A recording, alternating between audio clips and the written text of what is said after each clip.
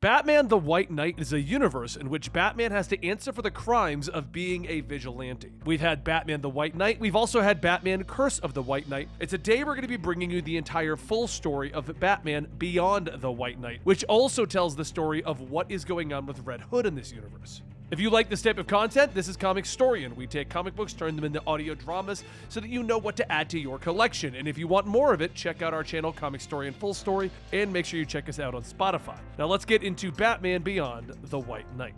There's a chill in the air as young Terry McGinnis begins to descend down into the ruins of what used to be Wayne Manor. He reaches the bottom, stating that there are a lot of gizmos lying around. Surprised there's anything left to steal. Are you sure you don't need any of this stuff? The voice on the radio tells him that he was the one who created most of the tech that Wayne ever used. And Terry says, except for the special suit, right? The voice goes on to state that Wayne designed it on his own, the most powerful Batman suit ever created, but it ended up being so dangerous that he never wore it.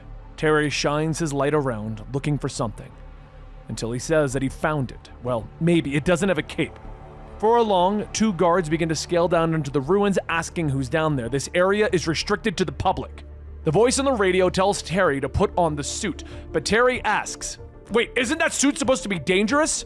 As the guards get on the ground, they point their flashlights, yelling, hey you! This is a restricted area! Wait, what the hell is that? And Terry stands up, wearing the Batman Beyond suit. All right, what's next? One of the guards walks forward with cuffs, telling him to stay where he is, but as Terry tries to push the man away, claws pop out of the gloves, and they rip the man's arm apart. Terry shouts, oh god, I'm sorry, and the other guard opens fire, with Terry easily punching him out with obviously enhanced strength. Before Terry could really go check on the men, the voice then tells him that he has hacked into the suit's computer. Spread your arms! Seconds later, retractable wings sprout out from beneath Terry's arms, and the suit takes off into the sky. Terry is panicking. This thing can fly! And the comms on his wrist light up as the face of Derek Powers appears, telling him, don't worry about it. With this suit, you have no reason to be afraid. Now come home. Meanwhile, over at Stonegate Penitentiary, a riot breaks out with the Sons of Azrael claiming that Gotham's true savior is not Batman, but that it is in fact Azrael. However, this time, they've taken a hostage, Captain Jason Todd. While the guards argue over what to do since budget cuts have left them with half a force, the now much older Bruce Wayne walks up, taking one of the shock batons from the guards, telling the man leading the riot to release the captain. After not getting an answer, he fights his way closer, and the leader asks, and why should I spare this man? And Bruce tells him because Jean-Paul owes him a debt for saving his life. He is asking that they honor that debt by sparing the captain. The leader points out, stating that Azrael told them about this debt. He has a great respect for him. He might be an enemy, but like their father, he too was a great warrior and a man of honor. The Sons of Azrael agree to release the son of Batman. Consider the debt paid. Bruce then takes Jason and throws him into a cell, and Jason groans. After all of these years, you got what you wanted. Some quality time together. Wasn't that a part of the deal with Montoya? You'd stand trial and do your time, but only if she dragged me with you? Bruce slams Jason against the wall. You could have said no. Must be a part of you that still needs closure. But Jason slaps his hand away. That and a paycheck. Bruce steps back, sitting down against the wall, telling him, I've spent the last several years in my cell reading, reflecting, and meditating, doing my best to figure out how this all went wrong. More so with you being the first, but the same with Dick, Barbara, Tim. What they all needed was a father figure, but I was so strung up in my ways, I could never be that for them. That is why things are the way they are with the family. So if this is my only chance to speak to you, just know, I'm sorry, Jason. Suddenly there's a rumble as a tank bursts into the cell block and Grayson jumps out. Any prisoner caught resisting arrest will be punished, or worse, use whatever force necessary. As Grayson's officers all spread out, taking down some of the other inmates, Bruce notices the GTO uniform is a bit different. It's now branded with Wayne Powers on it. Bruce calls out to Grayson, asking him, what the hell is this, and why does the GTO now look like Batman? Grayson looks back and doesn't even answer him. Instead, Duke telling him, a lot's changed. Come on, I'll bring you up to speed. After your trial, Powers moved in. As the CEO of Wayne Motors, he was able to stop the company as a whole from dissolving. He then got the city to give him millions from the Wayne charity funds so that he could build new bat tech for a bigger, beefed up GTO. The GTO essentially ended crime in Gotham, but it came with a price. That's why the budget's gotten so tight in places like this. Powers uses a ton of the city's funding to fuel the GTO, except the GCPD has been pulled back. Bruce shouts, asking, "Are you telling me that Powers hijacked the Wayne fortune to make himself rich? And he stole the company and turned it into a weapons manufacturer? And Gotham is now a police state patrolled by an army of supercharged Batmen?" Duke stops. It gets even worse. This was recorded 3 hours ago in Wayne Manor. Duke holds out a tablet showing somebody wearing the Batman Beyond suit. And Bruce says that this isn't a coincidence. Powers is behind all of this. He needs to be stopped. Meanwhile, elsewhere in the home of Harley Quinn, Harley gets ready for dinner when her son Bryce says that the news report is talking about a new Batman. And Bryce asks, "Do you think Uncle Bruce knows?" Harley tells him that they don't talk about his Uncle Bruce anymore. And Bryce asks, "Why? Why did you stop visiting?" Harley sighs. "It's a long story. Now go get cleaned up for dinner. And where's your sister? She should be home by now." As she finishes speaking, the front door creaks open and Harley gasps. Her daughter, Jackie, steps in. "Sorry I'm late, Puddin'." Harley yells for her to never call her that again, and then Jackie flaunts her Batman shirt. "Do you like it? I found it in Dad's old stuff. There's some blood on it too. Might be Dad's or Uncle Bruce's." Harley yells, "That was the Joker shirt, not Jack's." Jackie asks her, "What's the difference?" Harley slaps her daughter, who wipes the blood from her nose, telling her, "Maybe this is who I am. The whole city knows that Bryce is the good one, so maybe I'm supposed to be more like the Joker, and that scares you." Harley grits her teeth, asking, "What the hell's gotten into you?" So Jackie walks up to her room, telling her that she discovered her secret. She found new interesting details about her and Dad.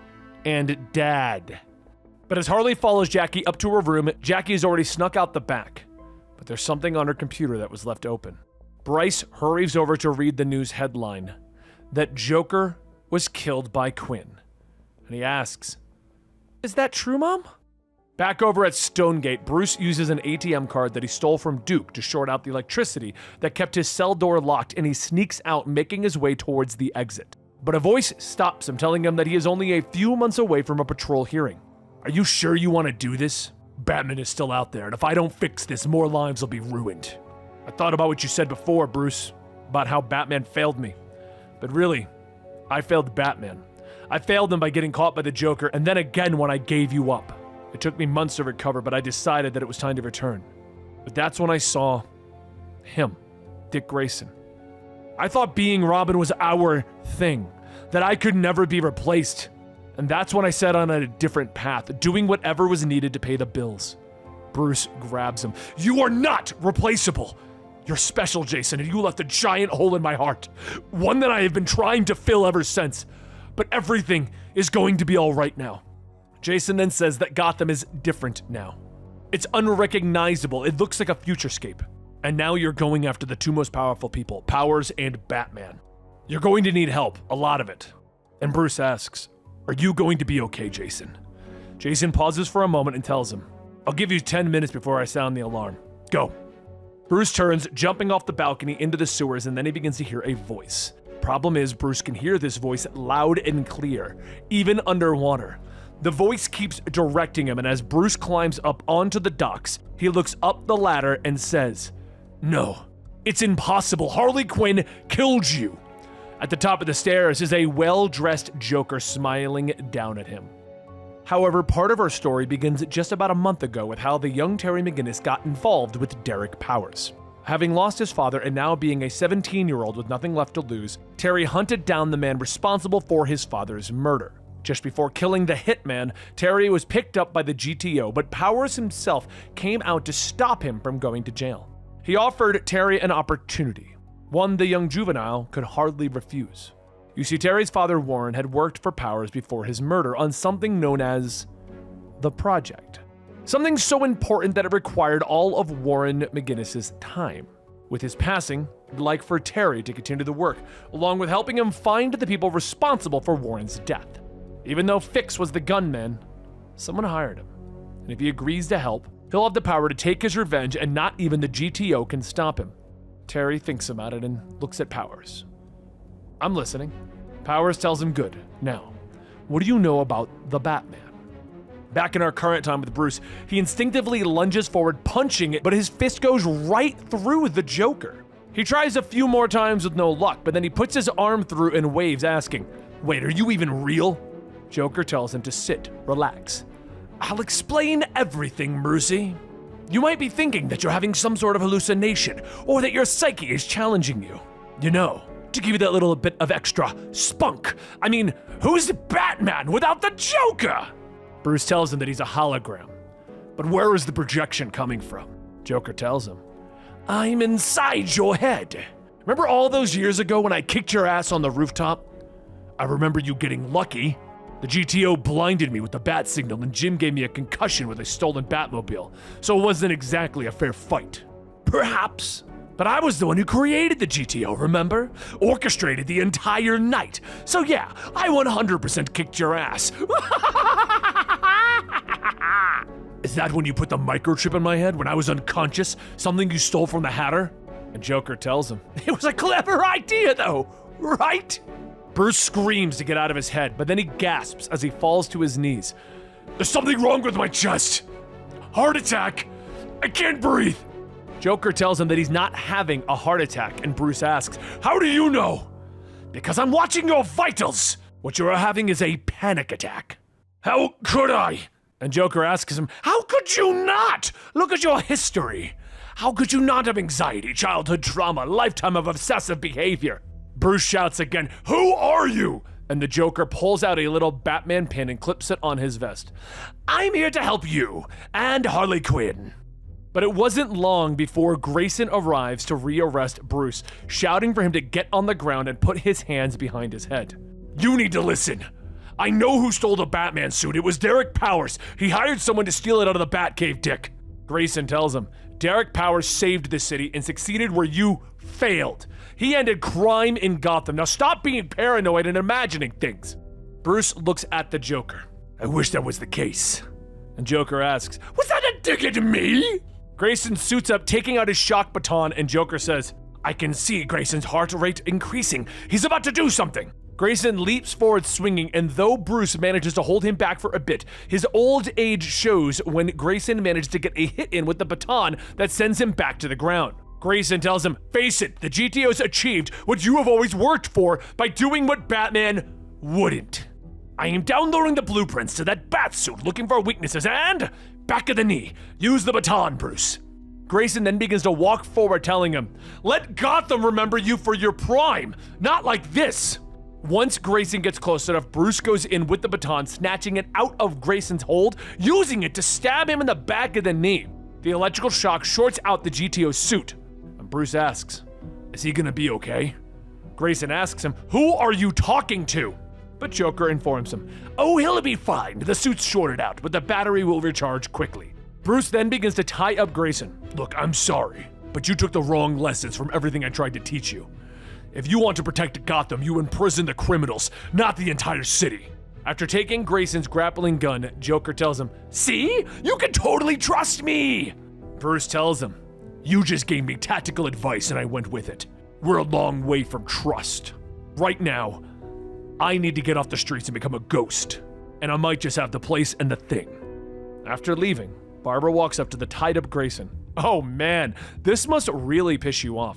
Even with all that technology in your suit, you still got your ass handed to you by a man in his 60s. Grayson yells to put out an APB for Bruce, and Barbara is disgusted that he thinks that he outranks her. They go on going back and forth about the current state of things, with her kind of throwing in the fact that he gave up on their relationship. And then he stuck his nose in, removing everyone's freedom. Before putting in the APB, she just tells Dick simply he should be happy that Bruce escaped. He's finally going to give the GTO a challenge. Later, across the town, Bruce stops on a rooftop with the Joker telling him that there aren't any cameras and sensors. He should be all right. Bruce sneaks into a lower level with the Joker gasping, "I knew it! A bat suit! And black and yellow, very retro! You're going to wear it, right?" But before he can answer, a voice says that he has not had contact for years, and now he's sneaking around the basement without even saying hello. The Joker looks back. "Oh my god, I thought I'd be prepared for this moment, but I'm speechless. Harley Quinn walks up and Bruce tells her that he'll be leaving shortly. He didn't think that she'd want to see him, he just needed a few. Harley Quinn says of course she wants to see him. He isn't just her closest friend. He's her husband. Joker stares for a moment. Okay, back it up a second. I feel like I miss a very important point of this. Bruce stood in silence as Harley continued to yell at him. They had gotten married to avoid her having to testify against him when Powers was going to extend his sentence when he was sent to jail.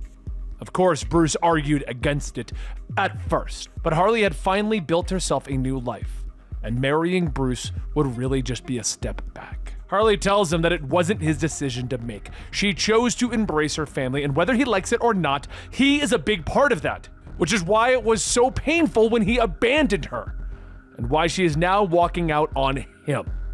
Harley storms out, and the Joker says that he can normally see the angles from a mile away, but he was not expecting this. Were you ever going to tell me? Bruce sighs. It's not like that. She's just a friend. But Joker stops him. I can tell that you're lying.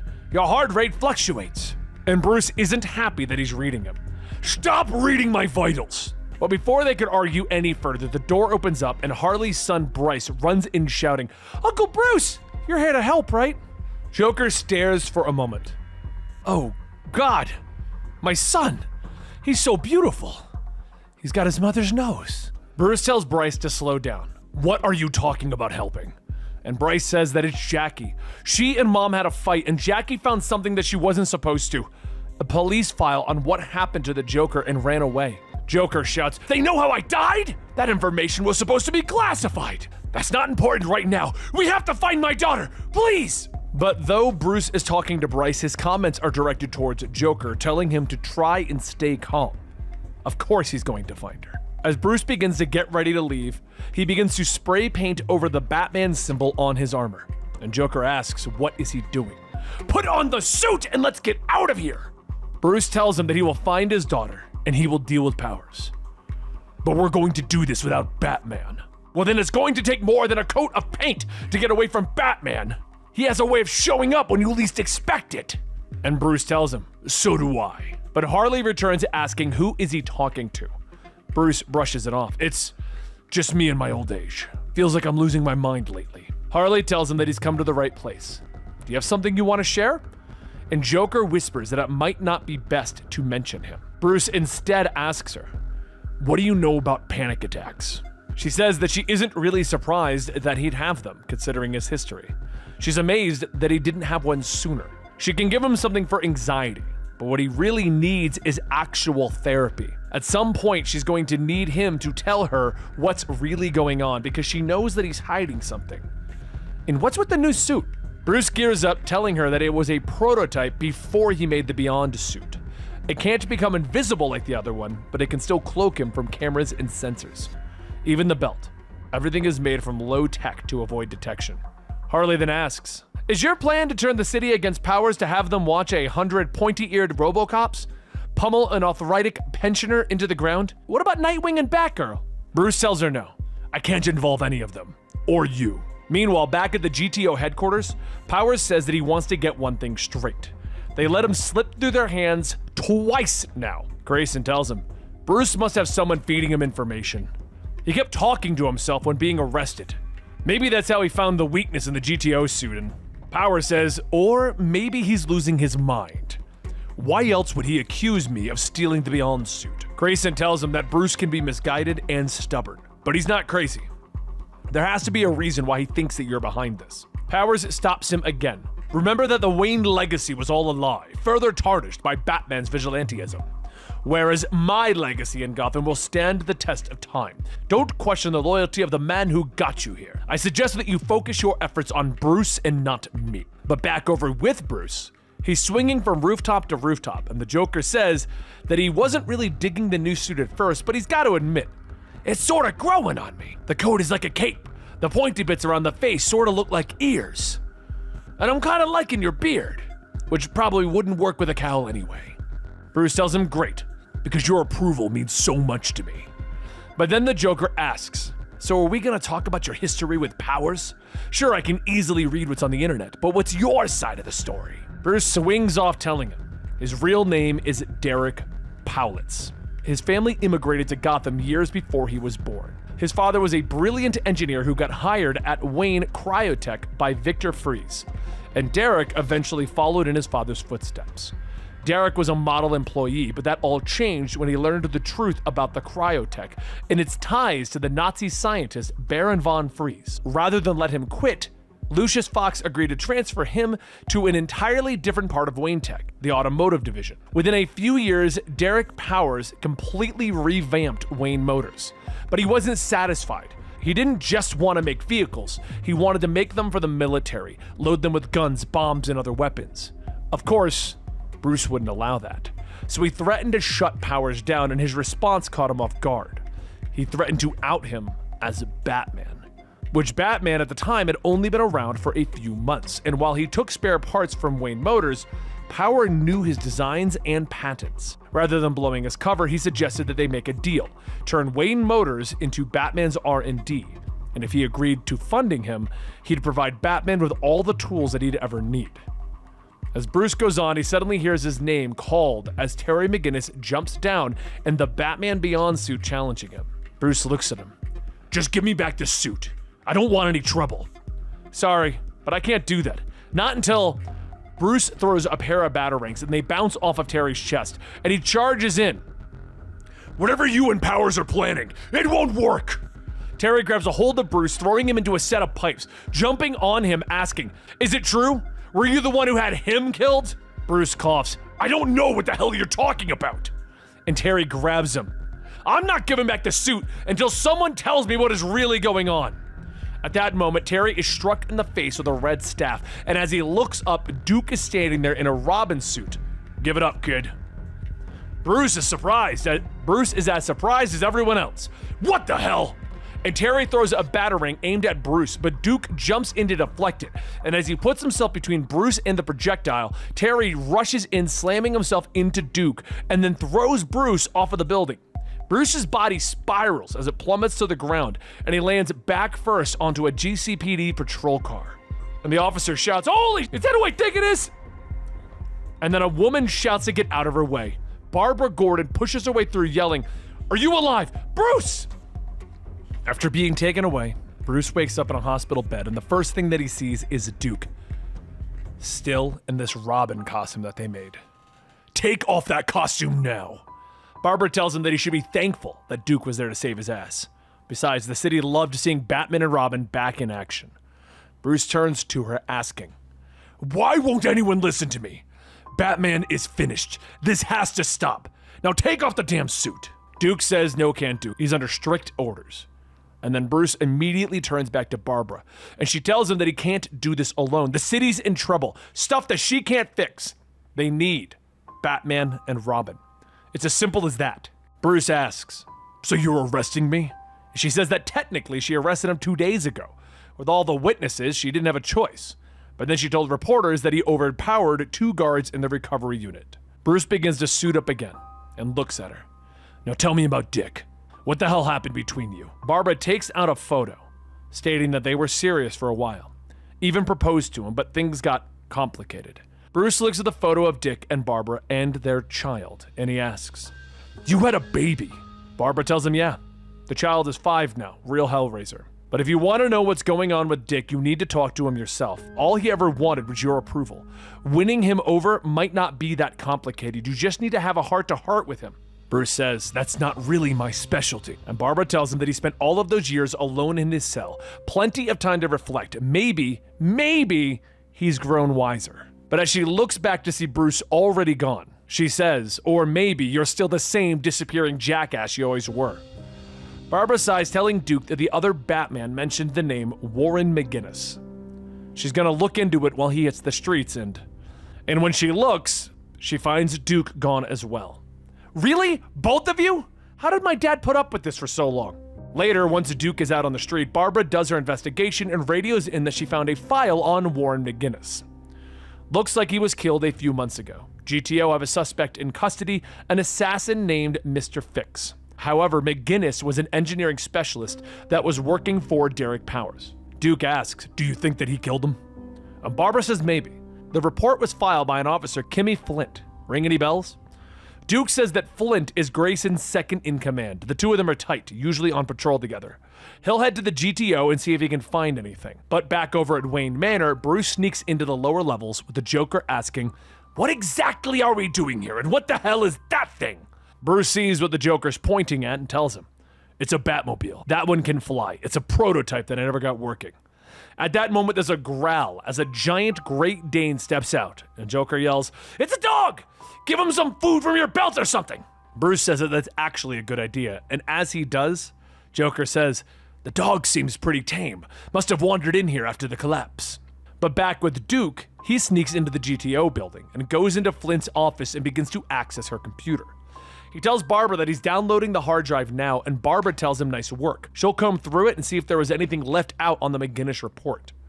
However, just as he begins to sneak back out, a voice tells him, wow, haven't seen my old Robin suit in a while. Surprised it fits, Duke. Duke looks up to see Grayson, and Barbara tells him that they cannot let him know that they're working together. So Grayson tells him, if you needed something, all you had to do was ask.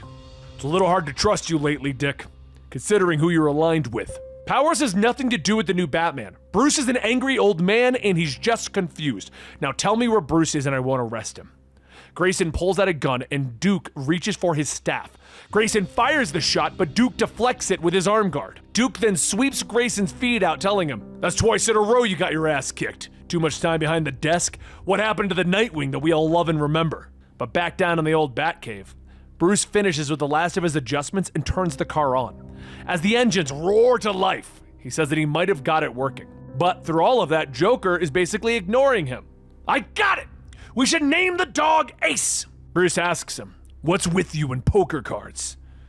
Well, I'm sort of like the Joker card, the best card in the deck, right? So why not name the dog the second best? Just then, the car begins to fly upwards and Bruce tells Ace to hold on to something and rockets out of the cave and out into the open road. But during this, the disgraced Jason Todd walks to his bike as he sees Bruce fly overhead. He sighs as he puts on his helmet, asking, what are you getting us into now? And he revs his bike and begins to follow. 4 words.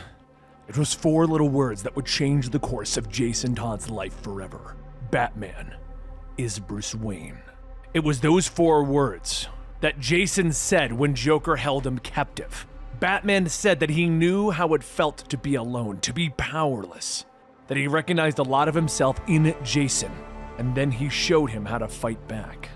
It was the best thing to ever happen to him, but it didn't last long. Nothing ever does. And now, he wishes that he had never met Bruce Wayne. Joker is holding a razor to Jason's throat. That is just hilarious! Time to say bye-bye, Birdie! And with one quick motion, Joker makes his cut. And Jason feels his bindings fall to the floor. And he asks, what? Joker tells him that no blade cuts deeper than betrayal. And when Batman finds out that he gave up his greatest secret to save his own ass, that will be the real killer. Now scram, kid! Bruce Wayne is Batman. 4 words that saved Jason Todd's life and destroyed his future. But life has a funny way of ending up. And in his own way, Jason did help Batman when he escaped prison. And Jason just allowed him to go. However, that didn't matter. The Joker was right. The shame of giving up Batman's secret is a fate worse than death. And this feeling wasn't something brought on just by seeing Batman again. This is something that has plagued Jason Todd for many years, leading him down a path of self-destruction. That is, until one night when everything changed.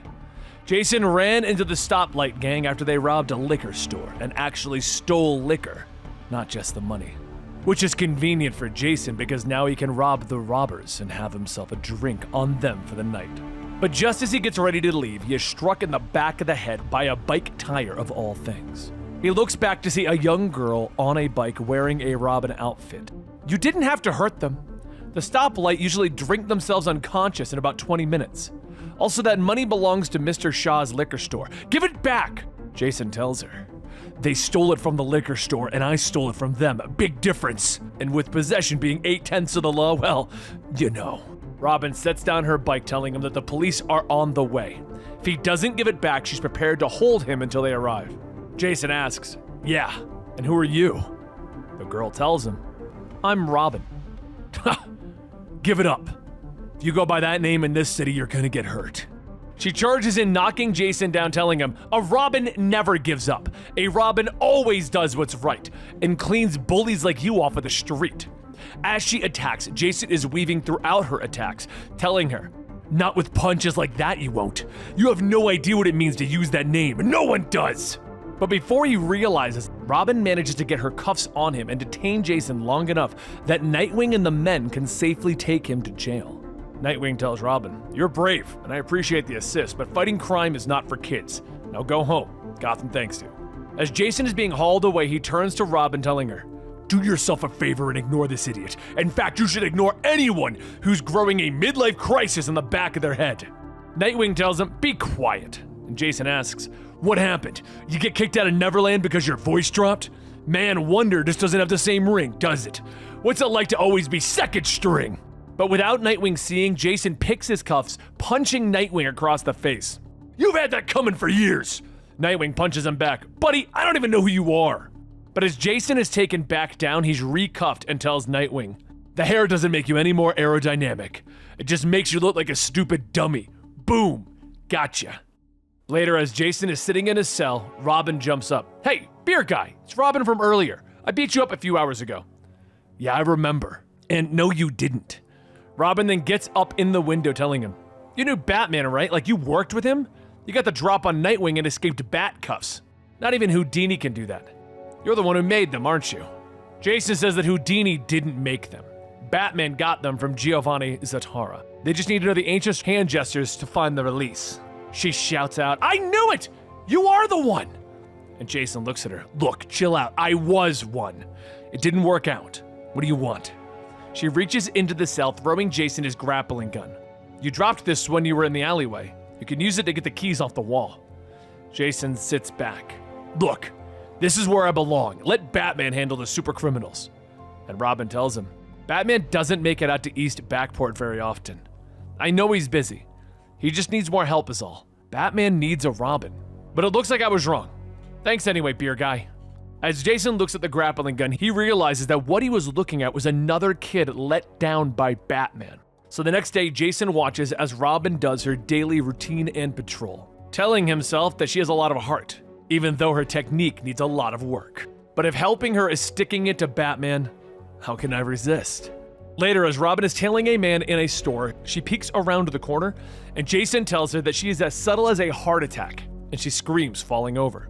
Jason eats a handful of cereal, telling her, "Thanks for bringing me my gun, though breaking people out of jail isn't exactly superhero stuff. Anyway, who's this hipster nerd?" Robin says, "Not that it's any of your business, but that's Walter Shreve. Goes by Shriek, and he's dangerous. I went to the police when I spotted him transporting suspicious tech, but they told me that I was crazy and to go get my nails done." Jason looks over. "Yeah, and I know what it's like to be let down by the people that you look up to. So, if you're serious about kicking ass and doing the job yourself, then I'm gonna show you what it takes." Robin jumps in excitement. "Oh my god, yes! Beer guy and Robin!" Jason sighs. "I am not calling you Robin. What's your name? Like the one that people call you in school." She tells him, "Gon. It's Mongolian for bold one. But she hates it, so just call her Robin." Jason asks, "What's wrong with it?" And she tells him because the girls at school call her gigantic. Jason tells her that it sounds like they're gigantic assholes. "Anyway, nice to meet you. Let's get started." Later, Jason takes Robin up to the top of a building and explains that their biggest tool is the element of surprise, so she needs to learn how to get the drop on crime. Robin looks over the ledge, asking, "Could we maybe jump out at crime from behind boxes or even a bush? Heights really aren't my thing." "You're gonna have to learn, so you need to try." And try she does. Even at short heights, Robin manages to fall into the piles of trash. Afterwards, Jason and Robin walk home and Jason tells her that maybe they need to rethink their approach. She tells him that maybe she isn't really cut out for this. But as they pass an older woman, the woman thanks Robin for bringing home her cat and what she did to Mr. Shaw. She's a real hero. She sighs. Yeah, trash girl to the rescue. And Jason says, you really do help out a lot, don't you? And Robin says that it's nothing that really makes a difference, not like you and Batman. How can I ever feel like a real Robin if I can't even do basic? But just then, there's a cry for help as a mugger runs by stealing a woman's purse. Without hesitation, Robin runs in, tackling the man to the ground with ease. And Jason asks, where did you learn to hit like that? She tells him that she played rugby at her old school before they moved here. And Jason tells her, that's it. I can't train you the way that Batman trained me. She's surprised, but says that she understands. No, you don't. I can't train you that way because you're not me. I've got to train you like you're you. Forget the heights. We're going to start working on your ground game. When you're ready, Shriek isn't going to know what hit him. So the training began, with Jason teaching her how to become her own Robin. Time passes and Gon invites Jason to her father's apartment. It's there that she offers him a gift. Jason unwraps it in surprise, staring at a red helmet. Just a memento of the night we met. Call it a thank you present, Gon tells him, explaining that it will work much better than his old red hoodie when they take down Shriek. But Jason shakes his head. Gon, I can't do this. Not again. He tells her, thinking back to when Bruce made him a Robin. He puts the helmet down, and he tells her that he might have a chance at a life now.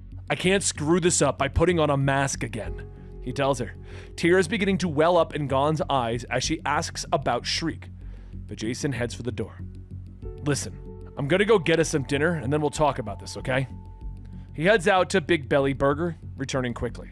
When he returns, he discovers that Gon is gone, her father's ancestral bow along with her, the red helmet sitting on the table with a note. Robin never gives up. Gon is moving through the city using her grappling gun, but she is terrified of heights, pressing her back against walls, breathing heavy. Jason's mind is racing. He can't let this happen again. Not like this. There's a child going through the city trying to stop crime. She's already arrived at Shriek's apartment, and she slowly opens up the window, slipping inside, drawing her bow. Surprise, Shriek! I'm completely alone, she says with a surprise. But a shockwave hits her, throwing her to the ground. What does a guy have to do around here to get some peace and quiet? Shriek says as he steps out of the shadows, armed with his sonic gauntlets. But Gon is already moving, hiding quickly. I've been waiting for this for days. You think I haven't noticed you tailing me? Shriek asks, touching something on his armor, allowing him to cancel out all noise except for Gon's breathing. This neighborhood is my home, and now you've ruined it, he tells her, explaining that he just wanted to live in peace, but now he'll have to destroy the block so that no one knows that he was there. Gon rushes out, picking up a piece of rebar, smashing his gauntlets, but he backhands her across the room. It's a shame. It was a really nice place to live, he says as he picks up the discarded weapon, brandishing it over his head, preparing to strike. But a grappling line wraps around his arm, pulling tight. I can tell. No one locks their doors around here. They let you just walk right in, Jason says, looking at Gon. Ground game, he shouts. She rushes forward, tackling Shriek hard, slamming him into the ground. Are you okay? Gon, listen to me. We have to. He begins to tell her, but she shakes her head. All I did was listen to you. She motions around the room, explaining that all Jason showed her how to do was hurt people and break things. This isn't me. This isn't why I chose the costume, she says as she sinks to her knees. If we don't finish this, people will get hurt. We can't give up. It's not what we do, Jason tells her, but Shriek is back, hitting the pair with a sonic wave that knocks them apart, crumbling the building and sending them into the club nearby. He said he's gonna blow up the block, Jason, Gon says as she helps him to his feet, and Jason nods. The dial on his chest. It's his power source. We gotta destroy it, he shouts. She nods, telling Jason to distract Shriek, so he nods, putting on the helmet. Hey, Buckethead! You know I gotta thank you. I wasn't sure I remembered how to deal with loudmouths like you, but I gotta tell you, it's like riding a bike, Jason shouts. Shriek looks behind him as Gon sails forward on her bike, using it to sever Shriek from his power cables.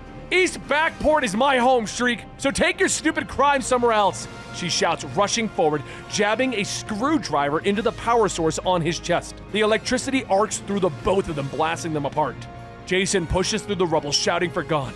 But he finds Shriek instead, picking up the heavy cabinet over his head, preparing to end the villain. But it's Gon's voice that stops him. He rushes over to her. Hold on, Gon, you're okay. He whispers as he cradles her. Did I do it? Did I save people? She whispers weakly. He nods. Yeah, you did it. You're a hero. He left her with the paramedics, knowing that she'd be better off without him in her life. And it was a short time later that he was only trying to break into someone's car, but he looks in the windshield, seeing Batman standing behind him.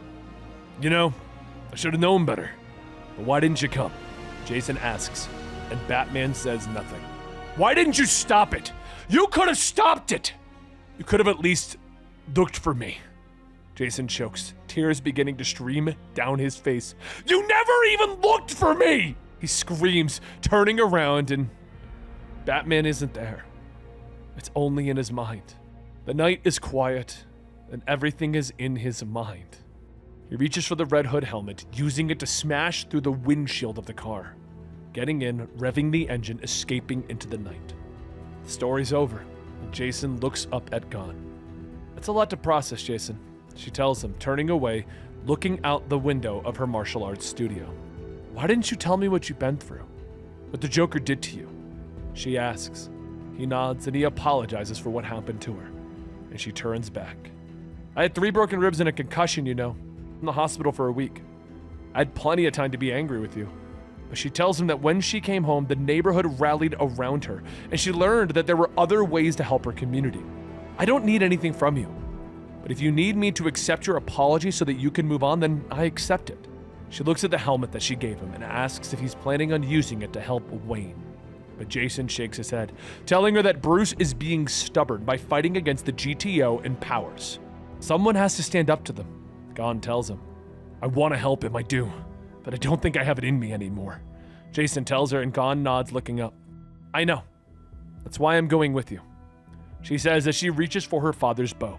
Besides, you're going to need all the help you can get. She tells him and Jason sighs. I haven't done anything like this in years. I don't even know where to start, he admits. She reaches into the drawer, pulling out the old grappling gun that Jason gave her. It's easy. Start with the basics, she says as she hands it to him. With Powers' influence over Gotham tightening, including those who used to be close to Batman, Bruce is now setting his sights on one of Powers' security buildings to try and find more information about his plans in the use of the Beyond suit. On his way over to the Wayne Powers building, Barbara contacts him. How did you find this number?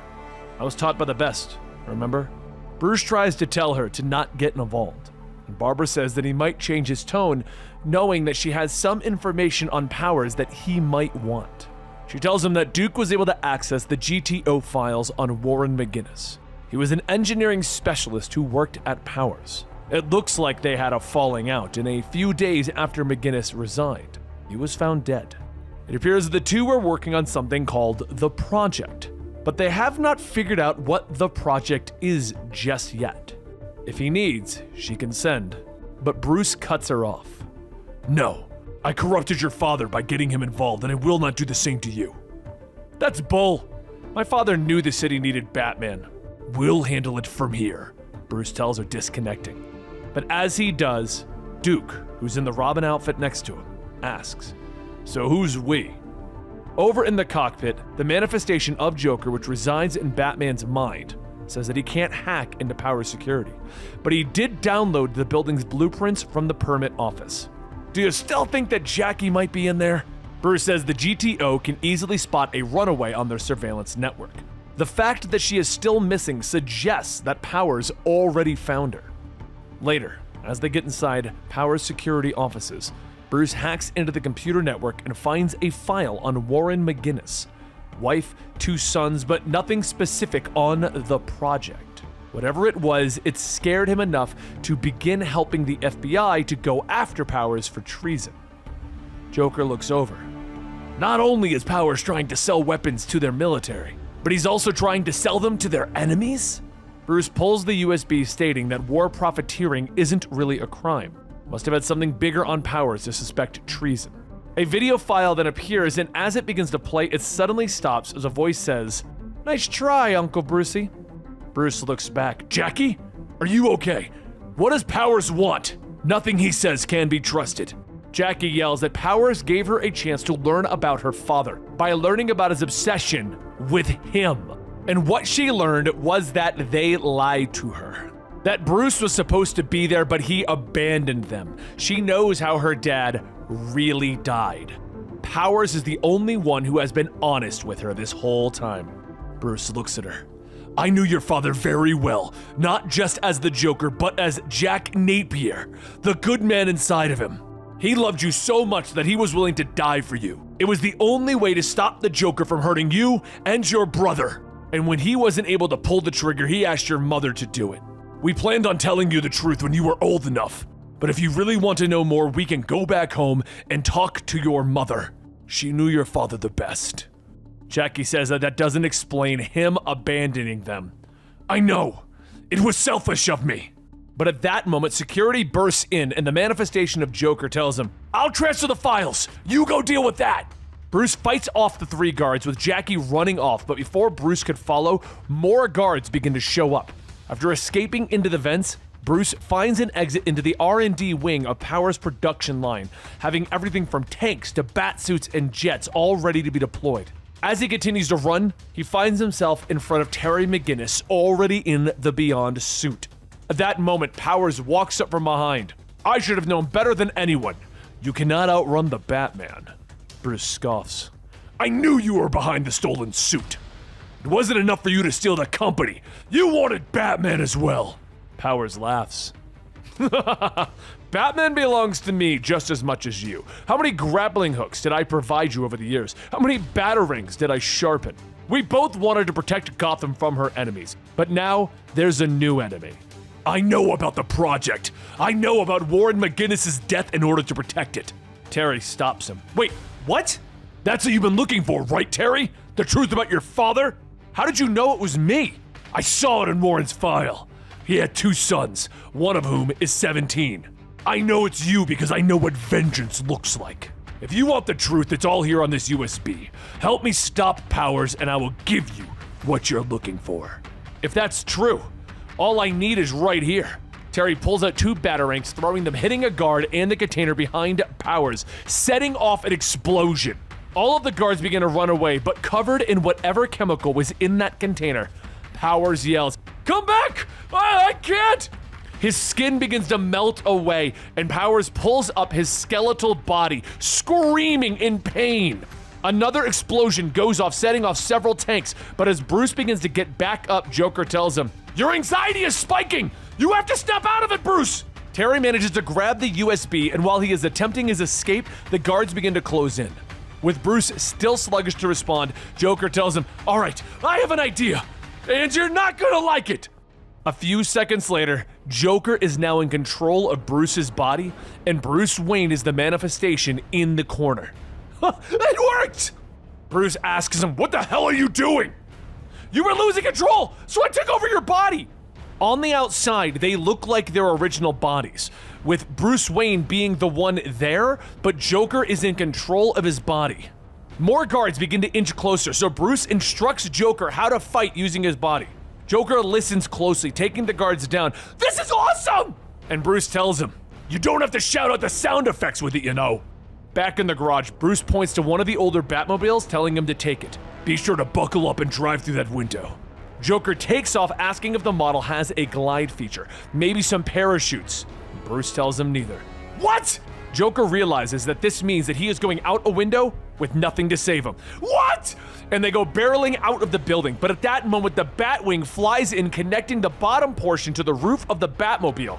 And Joker yells, asking, "When were you going to tell me about this?"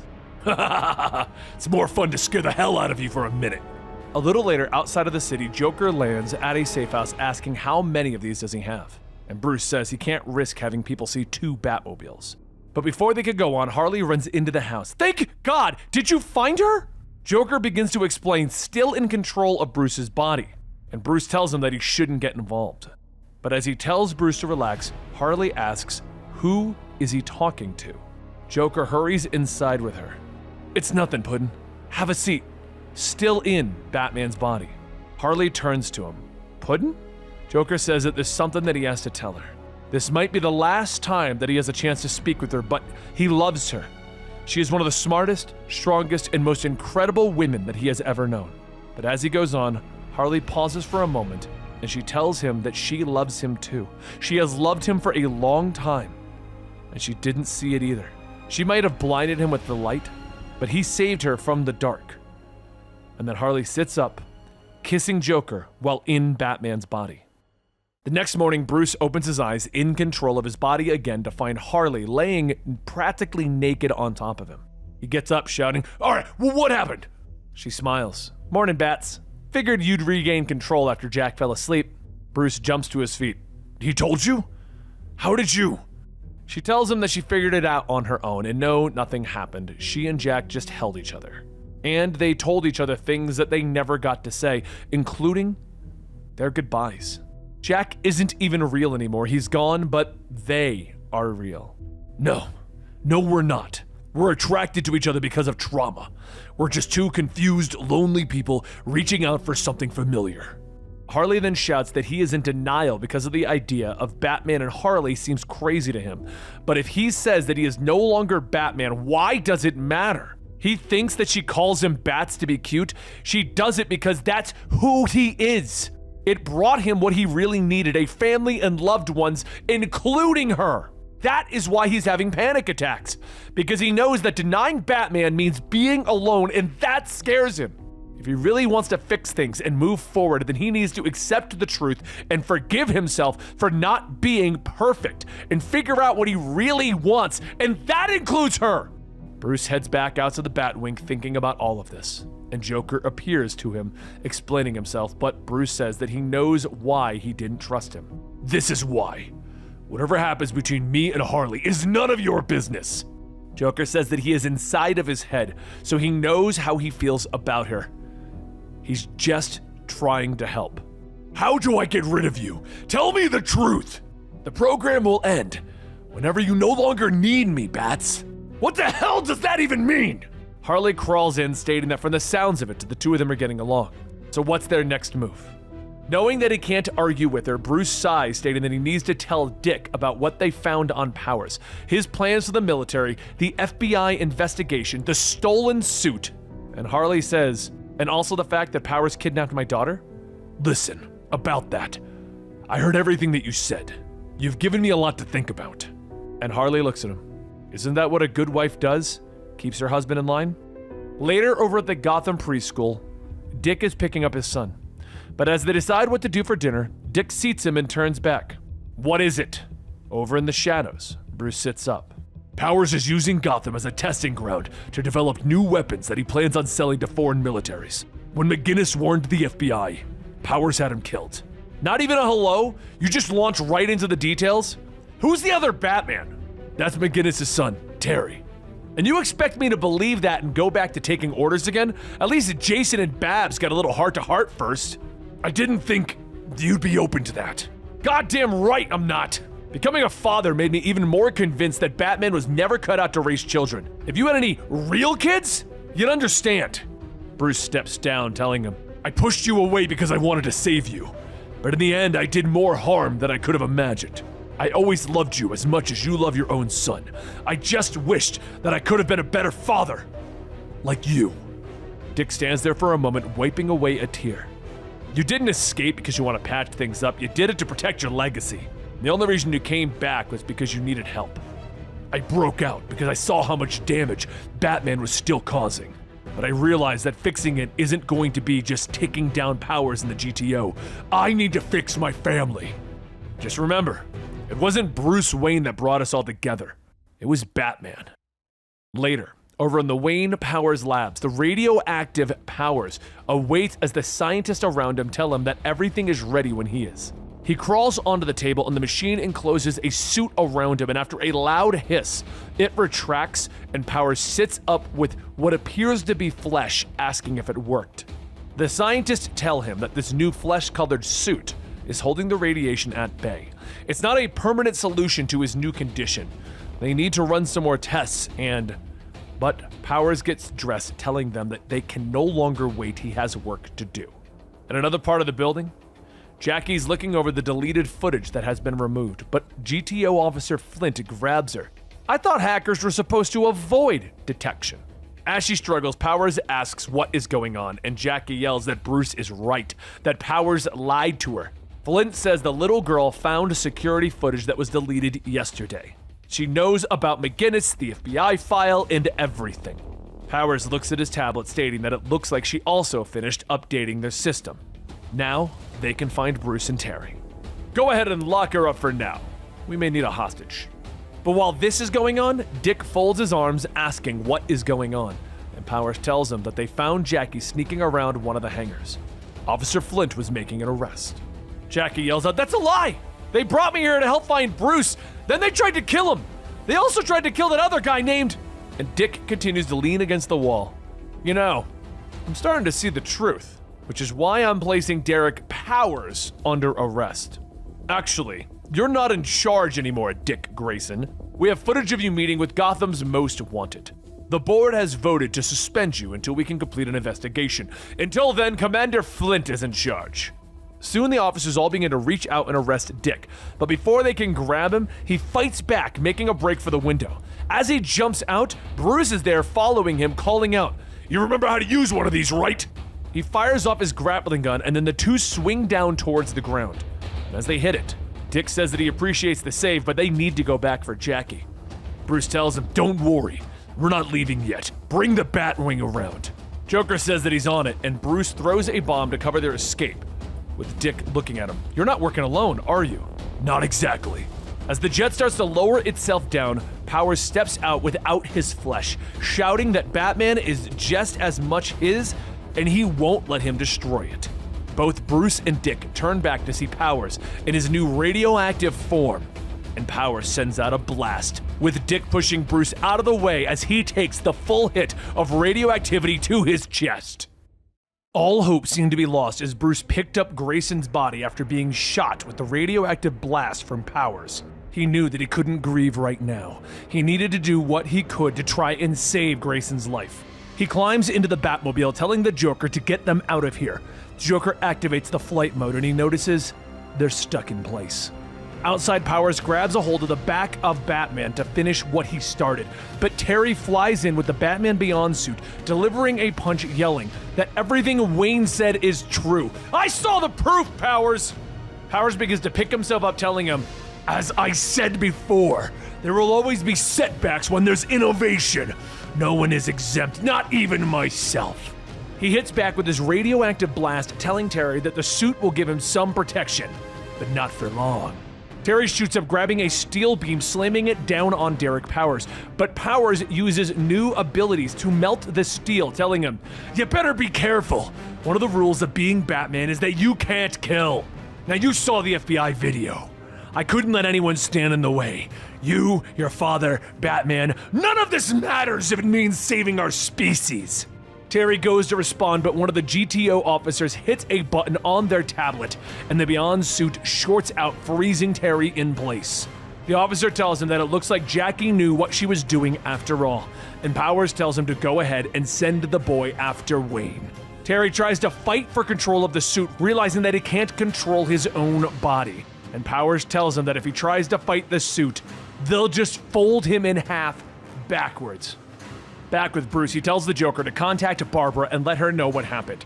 But as he gets a connection with Barbara, there's a loud thud onto the Batmobile. Bruce asks what was that, and the Joker tells him that it looks like it's the other Batman. Bruce opens the hatch, crawling on top of the speeding aircraft, asking Terry what is he doing. Terry yells at him, "Powers is controlling the suit! He'll kill me if I try to restrain." Bruce hops into the pod, trying to find a way to stop Powers' control over the suit, when Terry begins to bend the wings of the Batmobile, sending it spiraling out of control. After flying and crashing into a GTO blimp, Terry loses his grip, trying to catch back up while Bruce goes down the list of defenses trying to stop him. Making sure to use non-lethal methods, he presses the net button and a capsule shoots out, popping open with a large net that wraps around the Batman Beyond suit and Terry, sending him crashing into the nearby building. Meanwhile, up ahead on the roof of the GCPD, Barbara and the other officers watch the aerial attacks and the Joker crash landing into the roof. The hatch opens back up and Bruce steps out holding Grayson's body. "Barbara, get him inside! Hurry!" Barbara and the others help get Grayson inside, and she turns back to see Bruce closing the door behind her. "What are you doing, Bruce?" He slams it shut, jamming the lock with a knife. "I'm buying you time." Right on cue, Terry swoops in. He slowly approaches, tears coming down his face. "I'm so scared. Please tell me what to do." Bruce gets ready to fight, and the Joker tells him, "This is suicide, Bruce." "What choice do I have?" Bruce jumps in to keep Terry from getting into the GCPD, but just as the Joker said, the fight is one-sided. Batman Beyond is beating Bruce into a bloody mess. Terry lifts him by the throat, hanging him over the ledge, begging Powers, "Please, don't force me to kill Batman." Bruce struggles to free himself. "Terry, it's okay. I know it's not your fault." At that moment, there's a tug at Terry's leg as Ace bites on, and then a hit in the face from Duke's staff, followed by the bullets and the arrows from Jason and Gon. As the new and old Robin surround Terry, he yells at them to get away. "I don't want to hurt any of you!" Joker says that he might be able to override the programming if they can get the boy hooked up to the Batmobile. Bruce forces himself up, telling everyone to pin Terry down. It takes the strength of everyone to do so, and Bruce pulls a cable out of the Batmobile, connecting it to the Beyond suit. After a few moments, the suit twitches, and Terry takes a deep breath. "Whatever you guys did, it worked. Thank you." "Don't thank me. Thank that guy over there." Suddenly, everyone turns to see the Joker celebrating his victory. He begins to shout praises for Batman and the family, and then stops and realizes what's going on. "Wait, you can all see me now? How?" However, inside the medical wing, Barbara opens up the door as her son Jimmy runs in shouting, "Daddy!" Grayson sits up in his bed, and Barbara rushes over, telling him that she thought she'd lost him. Grayson hugs his family again. Barbara steps back, telling him that she is so sorry, she should have never left. Grayson tells her that it's okay. He should have never said those things. Barbara then says that she loves them both so much. She just wants them to be a family again. Grayson asks, "Really?" And the two passionately kiss. A little while later, everyone has had a moment to breathe, and they regroup, and the topic of the Beyond suit comes up into question. Terry yells that the suit belongs to him and they're not taking it away from him, and Barbara says the suit belongs to Bruce. Terry just stole it. As all of the former Robins begin to argue that Terry hasn't earned it, Joker steps in stating, "Hey, I can just keep an eye on him. And with the suit's holographic projector activated, I can talk directly to Jackie, my daughter." Bruce listens to everyone's arguments and makes a decision. Terry's going to keep the suit. He always thought that Batman had to work alone. Getting people involved, especially young people, was out of the question, until the day that Jason forced his hand. He taught him that Batman was better if it was shared. They're all here because they aren't normal kids. They've all had trauma, and that's what brought them together and made them a family. The hesitation and the doubt that they are feeling when they look at Terry is exactly how he felt when he looked at them. So if they are really committed to what this Bat family stands for, then accept that embracing someone like Terry is a part of the deal. At that moment, Harley pulls up on her bike. "So glad to hear you're taking on new members. So what's the plan?" As everyone is gathered, including the GCPD and the few members of the GTO that broke away from Powers, Bruce begins to go over the plan to attack the Wayne Powers building. They're going to split into 4 groups. Team 1 will be the GCPD. Barbara says that she already notified the FBI of the kidnapping, stolen files, and the risk of national security. Bruce turns to Jason and Grayson, stating that they will be Team 2. They will take the flying Batmobile and create a diversion while he sneaks in through the back. Team 3 will be Gon and Duke. They'll be helping the GCPD however they can, and finally, Team 4 will be himself, Terry, and Harley. They'll break in from below where the building connects to the old submarine station. Once everyone knows their roles, they all begin to head out, with the Joker yelling, "Oh, are we hero walking? If this is a movie, this would all be in slow motion." Terry asks, why is there a holographic projector in the suit? And Bruce says it was to confuse enemies by projecting multiple Batmen. Harley says that the Joker is the only thing keeping Powers from taking over Terry's body again, so it looks like he's going to have to deal with a little sidekick. Within moments, the attack on the Wayne Powers building is underway, Barbara leading the charge on the ground as Gon and Duke offer their support and Jason and Grayson are offering air support. Before long, the area becomes an all-out war zone with helicopters, bat wings, and tanks all firing at one another. Inside of the building, Powers watches as he slowly loses his foothold on the situation, and he decides that it's time to bring out the Batmechs. Flynn says that they haven't finished testing them yet. They can't guarantee the safety of their own men, but Powers ignores the warning, activating them. In the lower levels, and quite literally crashing into the place, Bruce, Harley, and Terry jump out of the Batmobile, and Joker says, "You know, we should have brought the tumbler instead. The tumbler would have survived that." "Yeah, but the tumbler doesn't exactly float. We could have just used the launch feature and crossed the bridge." Harley takes out her hammer, knocking a guard. "Jack, that's enough. Bruce doesn't tell you how to Joker, and you don't tell Bruce how to be Batman. Now make yourself useful and find our daughter." "Right." Joker hurries over to the terminal, stating that it looks like she's in a cell near the top floor.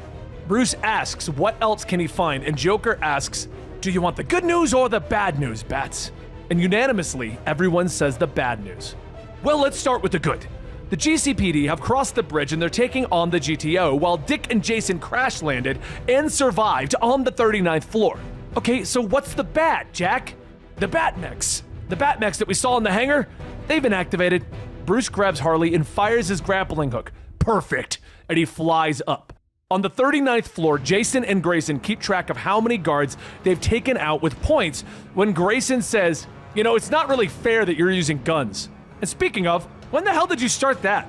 Bruce has a thing against guns, remember? At that moment, one of the guards gets up opening fire, and Bruce jumps in, knocking him out. "He's right, Jason, but we're gonna talk about that later." Seconds later, an explosion goes off, sending everyone to the ground. But it's even more damaging to Bruce. It blows out his eardrum.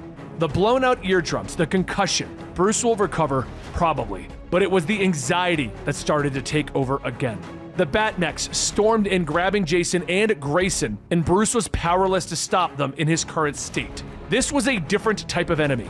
Nowhere to run and nowhere to fight except yourself, which means that Harley was right. The whole time, Bruce has just been fighting with himself, fighting his true self, fighting becoming Batman. That's his anxiety, and there is no way that he can fight such a formidable opponent.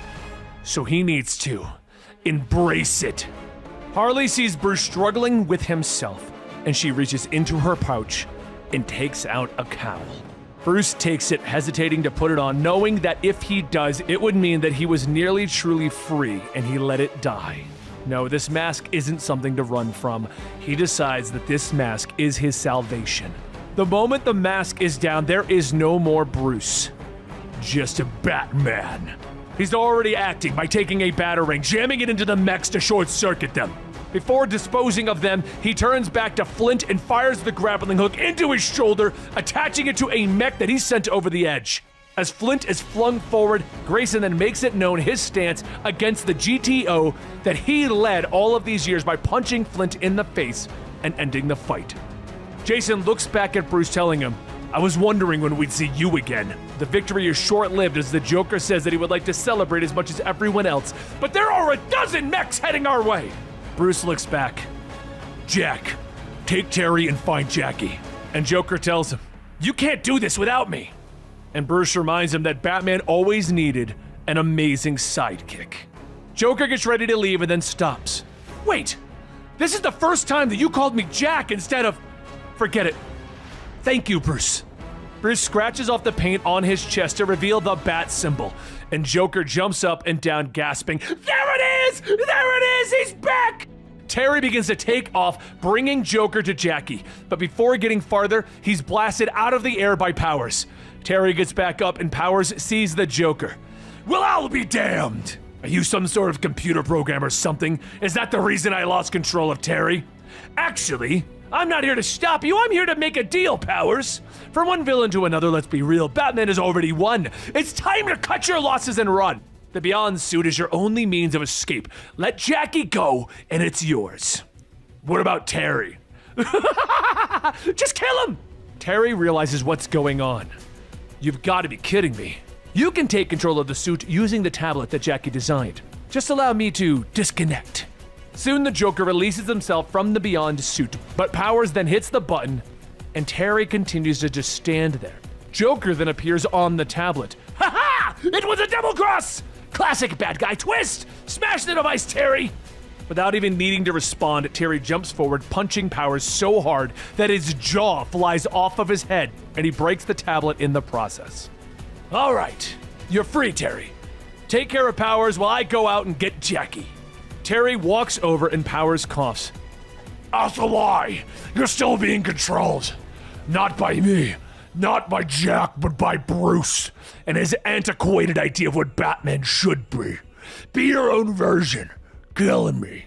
Start a legacy. One who is willing to protect Gotham by having the strength to eliminate enemies. Be a better version of Batman. The radiation begins to leak into the computer systems, and Terry pauses for a moment. No. Batman doesn't kill, and I will not tarnish what Bruce and the others have created. That's not you talking! It's Bruce! No, it's Batman! A few floors up, the guards go to check on Jackie after Powers gave them orders to kill her, and she just begins to laugh. One guard says, "See? She even has the creepy laugh!" And the other guard asks her what's so funny. She folds her arms. "I'm just thinking of what my mother and uncle are going to do to you." And as if on cue, the tumbler smashes through the wall! "Perfect timing, Uncle!"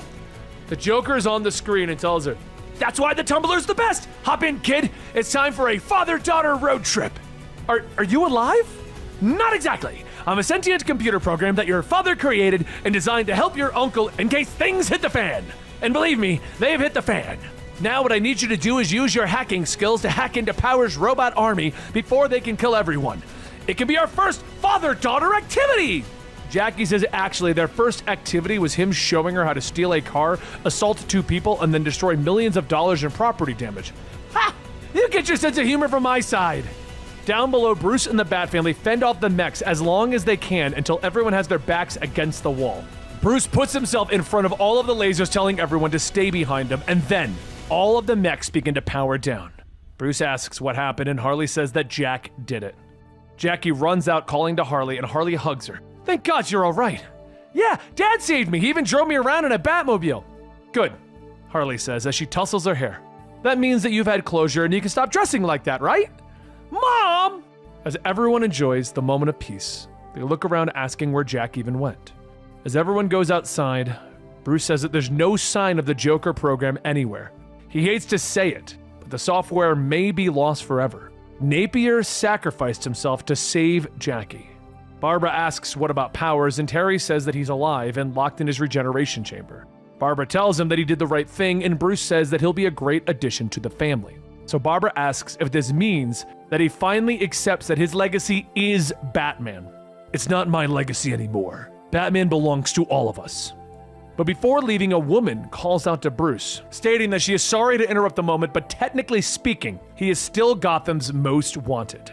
Bruce asks who is she, and the woman says that her name is Diana Prince, with the FBI, and this is Agent Stewart, John Stewart, and they have a proposition for him. They've been looking into Powers for quite some time. With Warren McGinnis gone, she's afraid that they've lost their case. But with new murder charges and kidnapping, they can put him away for a long time. Bruce says that if that's the case, why do they need him? And Diana says because they've found something that, quite frankly, they're not equipped to handle. Since he is familiar with dealing with people with extraordinary abilities, they were hoping that he'd help. Powers did a lot of bad things, but he wasn't entirely wrong about being fearful of an invasion. There's a kid in Kansas who can do some pretty amazing things. And if there's one thing they know for certain, he's not from around here. Bruce looks down to see Superman on a screen. I hope you guys enjoyed today's full story. Don't forget to check out our other channel, the Full Story channel, and find us on Spotify and like and subscribe for more content. And we'll see you next time right here.